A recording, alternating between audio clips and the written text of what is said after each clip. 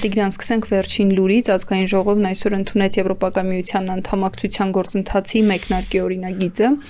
Աշխարհաքաղաքական զարգացումների այս փուլում առհասարակ ինչքանով է իրատեսական Եվրոպական միությանն անդամակցելու նախաձեռնությունները եւ դա ինչ հետևանք կարող է ունենալ։ Այս գործընթացը կարծում եմ առաջին հերթին պետք է դիտարկել ներքաղաքական համատեքստում, այսինքն ակնհայտ է, որ Հայաստանը մոտ ապագայում նույնիսկ ֆորմալ առումով անդամակցության հայտ չի ներկայացնելու Եվրոպական միությանը։ Հայաստանը գտնվում է Եվրասիական տնտեսական միության մեջ, վերջին տարիների ընթացքում Ռուսաստանի հետ առևտրաշրջանառությունը կարելի է ասել եռապատկվել է, միևնույն ժամանակ հայաստանյան տարբեր պաշտոնյաներ վերջին ամիսների ընթացքում հայտարարում են, որ չեն պատրաստվում լքել ԵԱՏՄ-ն եւ դա բնական է, որովհետեւ այս փուլում հնարավոր չէ մեծաշով լքել այդ կառույցը, այդ դիվերսիֆիկացիայի աշխատանքը, եթե նույնիսկ իրականացվի տարիներ է պահանջելու եւ այս օրինագիծը իրականում ավելի շատ հենց այդ PR դաշտում պետք է դիտարկել, ինչպես նաեւ գալիք խորհրդանական ընտրությունների նախապատրաստման համատեքստում, երբ ի սկզբանե որոշում կայացվեց, որ այդ օրինագիծը ընդունվել է եւ նախագիծը մուտք գործեց խորհրդարան, ես դրանից անմիջապես հետո օրեր անց հնարավորություն է ունեցել շփվել եվրոպական մի շարք դեսպանների հետ եւ բոլորի մոտ անակնկալի ինչ-որ զգացողություն կար, այսինքն ոչ մեկ չէր ակնկալում, որ Հայաստանի կառավարությունը գնալու է այդ քայլին եւ ընդունելու է օրինագիծը։ Բոլորը մտածում էին, որ դա ինչ-որ տեղական նախաձեռնություն է քաղաքացիական հասարակության կողմից, այդ փոքր կուսակցությունների կողմից եւ նույնիսկ այդ քայլը կառավարության կողմից անակնկալ է եվրոպացի գործընկերների համար։ Միևնույն ժամանակ նույն եվրոպացիները չեն հասկանում այդ հայտարարությունների միջև տարբերությունները, երբ մի կողմից հայտարարում է ԵՄ անդամակցության մասին, մյուս կողմից հայտարարում է, որ մենք չենք պատրաստում լքել ԵԱՏՄ-ն, այսինքն այդ առումով բավականին անլուրջ գործընթաց է եւ անլուրջ է նաեւ այն առումով, որ Հայաստան-ԵՄ հարաբերություններում վերջին տարիների ընթացքում բավականին լուրջ զարգացումներ են տեղի ունեցել։ Կարելի է ասել, Բրյուսելի հետ Երևանի հարաբերությունը երբեք այսքան խորացված չեն եղել։ Վերջին զարգացումներից կարելի է օրինակ առանձնացնել վիզայի լիբերալիզացման, ազատականացման գործընթացի մեկնարկը, ինչը կարծում եմ լուրջ ձեռքբերում է եղել, եւ երբ այս իրական գործընթացների ֆոնին ունենում ենք այսպիսի որոշումներ, այսպիսի օրինագծեր, երբ բոլորը հասկանում են, որ Հայաստանը, ինչպես արդեն նշեցի, մոտ ապագայում նույնիսկ այդ ֆորմալ հայտը չի ներկայացնելու, որովհետեւ ֆորմալ հայտը ներկայացնելու համար առաջին հերթին պետք է լքել օրինակ ԵԱՏՄ-ն։ Սա անլրջացնում է խոսակցությունը, այն բերում է ավելի ներքաղաքական հարթություն, բայց խնդիրը այն է, որ հիմա եթե հետևենք միջազգային մամուլին, թե Ռուսաստանում, թե Արևմուտքում, ընդհանրապես բոլորը գրում են այդ մասին եւ առանց այս դետալների մեջ խորանալու այնպիսի տպավորություն է ստեղծում, որ Հայաստանը իրոք ինչ-որ լուրջ քայլ է ձեռնարկել եվրոինտեգրման ուղղությամբ, երբ փաստացիորեն նմանատիպ քայլ չկա։ Հենց դա է հետաքրքիր, որ ինչ-որ հետևանքներ կամ ռիսկեր պարունակում է այս հարցը օրակարգում պահել, կապ չունի PR-ի նկատառումներով, թե ներքաղաքական Չեմ կարծում, թե ինչ-որ ռիսկեր կան, ես կարծում եմ, որ եթե պոտենցիալ ռիսկը կարող է Ռուսաստանից գալ, եթե նրանք իրոք մտածեն, թե Հայաստանը շարժում է այդ ուղղությամբ, Ռուսաստանը հիշում ենք այդ որոշման վերաբերյալ հրապարակային հայտարարություններից հետո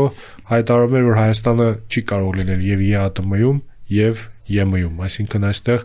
լուրջ հակասություն գոյություն ունի, իրական դա համապատասխանում է իրականությանը, այսինքն Հայաստանը վաղ թե ուշ, եթե իրոք մի օր որոշի այդ ճանապարհով գնա, պետք է այդ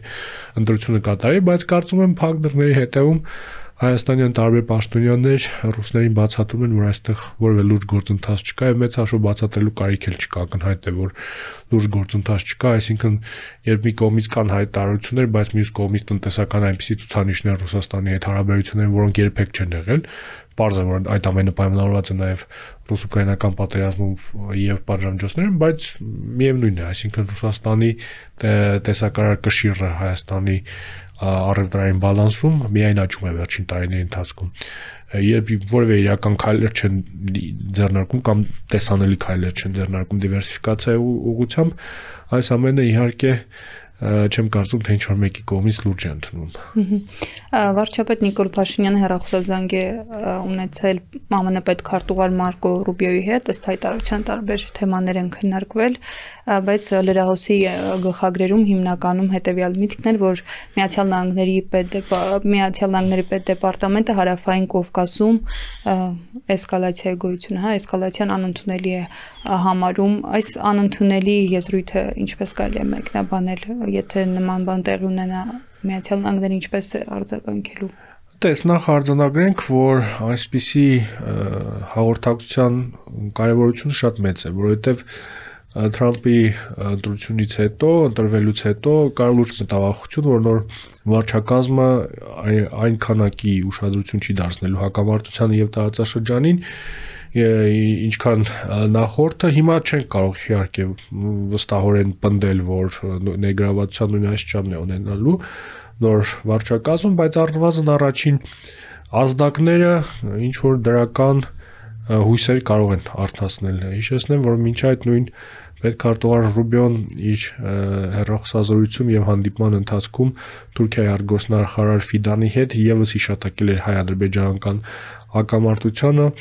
մինչ այդ մոտ մի շաբաթ առաջ արդեն ԱՄՆ նախագահի ազգային անվտանգության հարցերով խորհրդական Մայքլ Վոլցն էր զանգել Հիկմետ Հաջիևին եւ կրկին կարևորել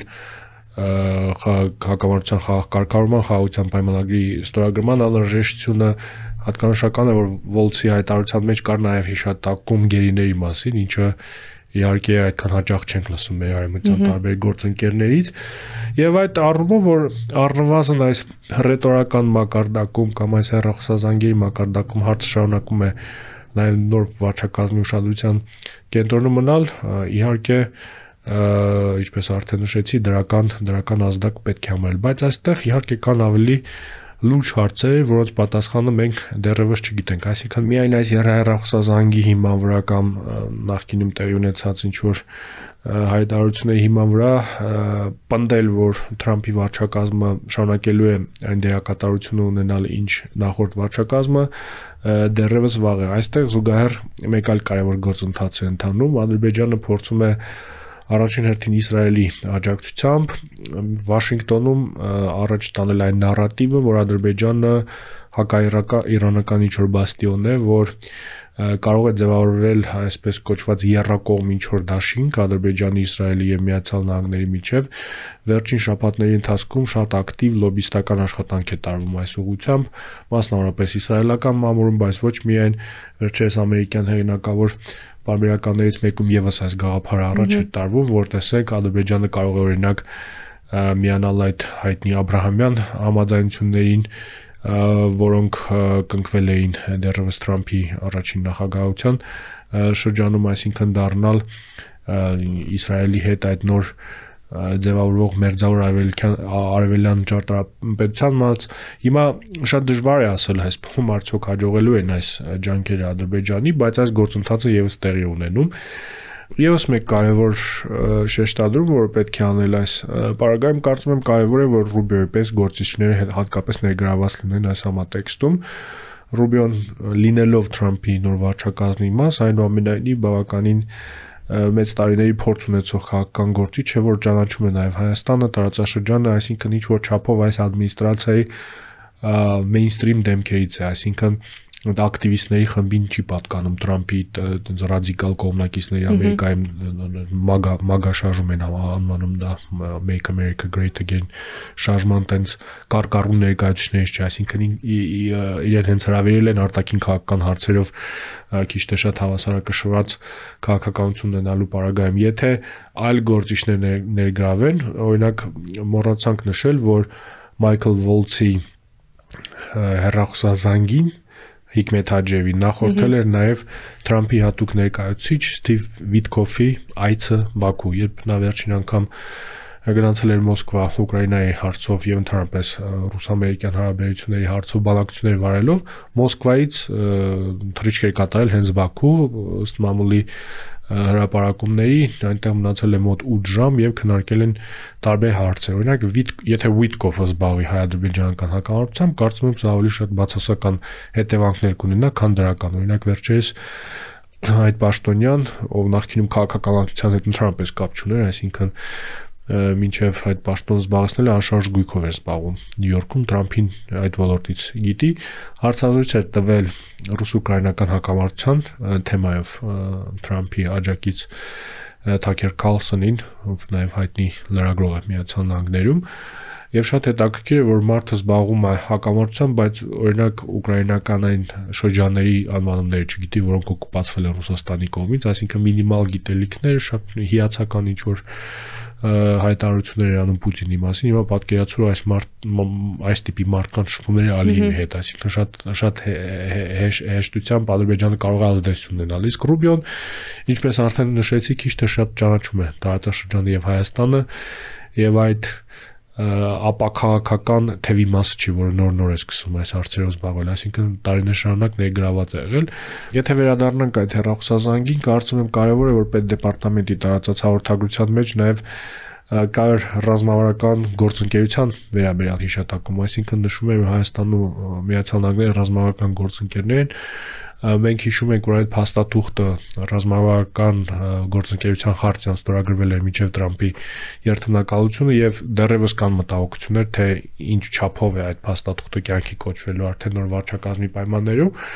բայց ինչպես այն ժամանակ ենք նշում, այդ փաստաթղթի գոյությունը արդեն երկարաժամկետ կտրվածքով ինչ որ նոր ձևաչափ է ստեղծում հայ-ամերիկյան հարաբերությունների համար եւ եթե նույնիսկ այս շրջափուլում շատ ակտիվ իմպլեմենտացիա չիրականացվի, երկարաժամկետ կտրվածքով պետքական փաստաթուղթ է Հայաստանի համար եւ հիմա արդեն վերադառնալով քո բուն հարցին էսկալացիայի վերաբերյալ կարծում եմ կարեւոր են այս տիպի հայտարարությունները եւ սրանք նաեւ ազդակ են նույն Ադրբեջանի իշխանություններին, որ այո, միգուցե Միացյալ Նահանգները այս փուլում այդքան էլ շատ մեծ ներգրավվածություն չունեն հակամարտության մեջ, այլ կարեւոր հարցեր կան, մենք տեսնում ենք ամեն օր նորություններին հետեւելով, որ ինչքան ժամանակ է օրինակ ծախսում նույն Ռուբիոն ռուս-ուկրաինական պատերազմի շուրջ ընթացող բանակցություններում, գրեթե ամեն շաբաթ բանակցություններ են տեղի ունենում Սաուդյան Արաբիայում, Ռուսաստանի եւ Ուկրաինայի հետ կա նաև Գազայի, Իսրայելի խնդիրը, այսինքն ակնհայտ է, որ այս փուլում բազմապես օբյեկտիվ պատճառներով այս հակամարտությունը չի կարող լինել նրանց ուշադրության կենտրոնում, բայց այնուամենայնիվ, այսպես ասած, ձեռքը պուլսի վրա փորձում են պահել եւ սա այլ հայտարարությունների հետ միասին կարող է ինչ-որ զսպող հանգամանք ունենալ Ադրբեջանի հաշվարկներում։ Այդուհանդերձ Հայաստանը ինչ պետք է անի Միացյալ Նահանգներ Հայաստան կապը ավելի ամրացնելու կամ ինչ-որ բաներ իշահ իրենց ծառայեցնելու համար, տեսնում ենք Ադրբեջանը տարբեր քայլեր է անում, թեկուզ այդ նարատիվները մշակելու տեսքով։ Դե այս փուլում ինչպես հասկանում եմ ակտիվ փորձում են հենց կապ պահպանել նոր վարչակազմի տարբեր պաշտոնյաների հետ, ես ճիշտն ասած այդպես էլ չհասկացա, թե այս հեռախոսազանգում նախաձեռնությամբ է տեղի ունեցել, բայց չեմ բացառում, որ հայկական կողմի նախաձեռնությամբ է տեղի ունեցել, հաշվի առնելով հենց այդ էսկալացիայի անթույլատրելիության վերաբերյալ շեշտադրումը։ Կարծում եմ այս փուլում նաև հայկական կողմը փորձելու է վաճառել խաղաղության պայմանագրի ստորագրումը որպես շատ հեշտ հաղթանակ Տրամփի վարչակազմի համար, որովհետև տեսնում ենք, որ ի հեճուկս այն հանգամանքի, որ Թրամփը հայտարարում էր, թե ուկրաինական պատերազմը շատ արագ կանգնեցնելու է, նույնիսկ զինանաթարի վերաբերյալ այս փուլում չեն կարողանում համաձայնության գալ, այսինքն իրականությունը շատ ավելի բարդ էր, քան պատկերացնում էր նախագահ Տրամփը ու իր թիմը, եւ տվյալ փուլում երևի փորձելու են հենց վաճառել որպես, այսպես ասած, շատ հեշտ հասանելի ինչ-որ արտաքին քաղաքական արդյունք, սա է երևի հիմնական մոտեցումը եւ ընդհանուր առմամբ պրոակտիվ աշխատանքը բոլոր մակարդակներով օգտագործելով նաեւ նախկինում գոյություն ունեցած կապերի ադմինիստրացիայի տարբեր պաշտոնյաների հետ եւ փորձելու են այս օրակարգը ակտիվ պահել, բայց այստեղ շատ բան կախված է լինելու ոչ թե Հայաստանի գործողություններից ու ջանքերից, այլ ինչպես արդեն նշեցի, Միացյալ Նահանգների առաջնահերթություններից եւ վերջնականապես արդեն ուրվագծվի թե ինչ է ուզում նոր վարչակազմը մեր տարածաշրջանում, ինչպիսի գործողություններ իրականացվելու նույն Իրանի հետ հարաբերություններում, դրանից հետո ավելի պարզ է լինելու թե ինչ կարելի անել, իսկ ինչ չէ։ Շնորհակալ եմ Տիգրան։ Ես եմ շնորհակալ։